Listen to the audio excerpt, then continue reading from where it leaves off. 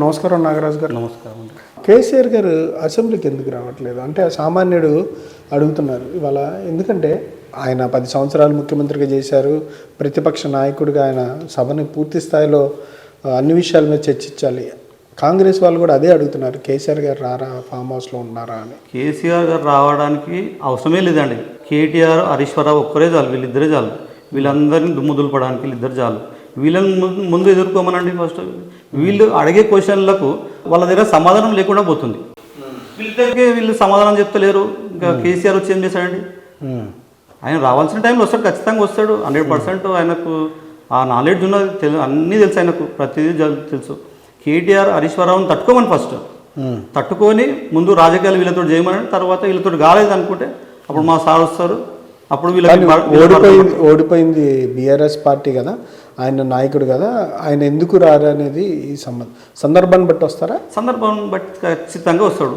మేము కూడా ఇంతకుముందు కేటీఆర్ తోటి మాట్లాడాం, మన ఇట్లా పరిస్థితి అని. అంటే లేదు, మనల్ని ఢీకొనాలి, మనల్ని ఫస్ట్ అయితే మనల్ని ఢీకొని తర్వాత మన నాయకుడు వస్తాడు.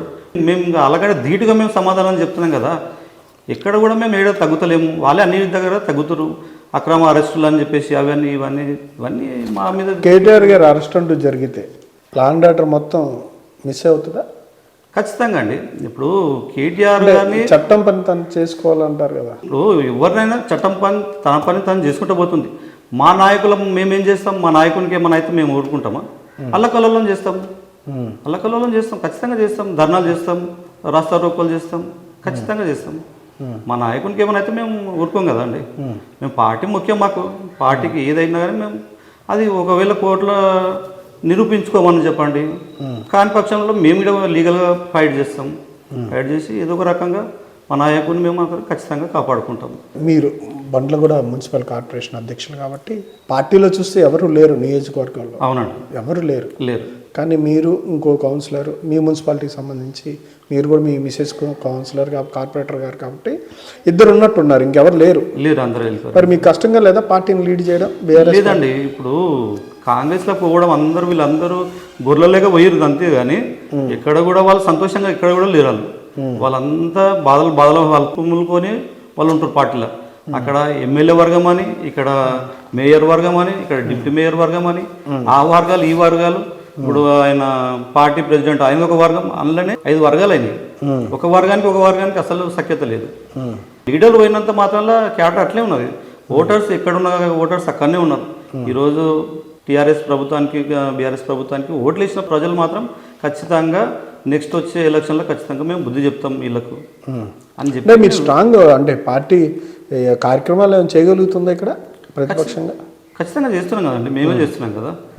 ప్రతిరోజు మేము క్వశ్చన్ చేస్తూనే ఉన్నాం. ప్రతిరోజు ఏదో ఒక పేపర్లో రావడం జరుగుతూనే ఉంది. నీళ్ళ పైన కానీ, కరెంటు మీద కానీ, తర్వాత ఇంకా ఇతర రోడ్ల పైన కానీ, ఎక్కడ మేము ఖచ్చితంగా ఎక్కడైతే ప్రాబ్లమ్స్ ఉందో అక్కడ ఖచ్చితంగా పోయి మేము అడగడం జరుగుతుంది. అధికారులని, మేయర్ గారిని అడగడం జరుగుతుంది. కార్తిక్ రెడ్డి గారు ఇన్ఛార్జిగా ఆయనే కదా మీకు ప్రస్తుతం? ఇప్పుడు మాకు ప్రస్తుతం కార్తిక్ రెడ్డి గారు ఇన్ఛార్జ్. ఆయన మంచి నాయకుడు అండి.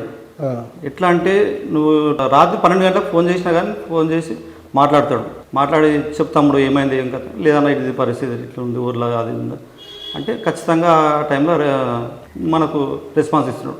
మంచి నాయకుడు. ఫ్యూచర్లో ఖచ్చితంగా రాజేంద్ర నియోజకవర్గానికి ఖచ్చితంగా ఎమ్మెల్యే అవుతున్నాడు. 100% అది ఆయన కోరిక మేము నెరవేరుస్తాం. అంటే గతంలో ఆయనకి అవకాశం ఇవ్వలేదు, ఇక్కడ ఎమ్మెల్యేగానే కొనసాగించారు. ఇప్పుడు సిచ్యువేషన్ బాగాలేదని చెప్పి ఆయన తీసుకొచ్చారు అంటున్నారు. అంటే అది ఉందా గ్యాప్? చాలా గ్యాప్ వచ్చింది పబ్లిక్తో అంటున్నారు. కార్తిక్ రెడ్డి గారికి ఉందా పబ్లిక్తో రిలేషన్ కరెక్ట్గానే ఉందా? 100% ఉంది. వాళ్ళ అమ్మగారితో ఇక్కడ అందరితోటి సంబంధాలు మంచిగా ఉన్నాయి. వాళ్ళ అమ్మగారికి కానీ, సబితా మేడం గారికి కానీ, తర్వాత ఇంద్రన్న గారి ఒక పాత పరిచయాలు అందరి దగ్గర ఉన్నాయి ఇక్కడ. వాళ్ళ జ్ఞాపకాలు ఖచ్చితంగా ఇక్కడ ఉన్నాయి ప్రతి ఒక్క దగ్గర. మా దగ్గర 60 గజాల ప్లాట్లు ఇచ్చారు అప్పుడు సబితా ఇంద్రారెడ్డి గారి హయాంలో. రాష్ట్ర మంత్రి ఉండే కాబట్టి ఇక్కడ కనీసం లేదు అన్నా కానీ 1, 2, 3, 4 ఏరియాలలో 100 పట్టాలు ఇవ్వడం జరిగింది. వాళ్ళందరూ ఈరోజు మేడం వైపే ఉన్నారు.